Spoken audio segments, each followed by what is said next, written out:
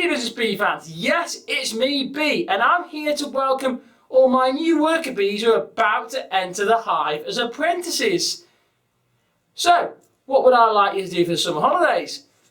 Got a great task that you're going to be buzzing for. Wait till you hear this. I'm sure you're going to be out and about this summer in your local area. You're probably going to be visiting some shops in the high street. You're probably going to go into plenty of businesses. So let's start learning business while you're out and about in the holiday. So you've got plenty of knowledge to enter the hive with already. What we're going to try and cover is some of the basics. Business size. Now, businesses come in different sizes. Our first size we're going to look at is the micro size. A micro business is between 1 and 9 people in the business. So that business employs 1 to 9 people. You'll probably find lots of examples in your local high street. So when you're out and about shopping, make a note to yourself and think that business is a micro business. So remember, 1 to 9 employees. Now, a little bit bigger than micro is a small business. Small businesses employ between 10 and 49 people. So if they employ between 10 and 49 people, they're classed as a small business. Again, you'll probably find lots of examples of these in your local area when you're out and about.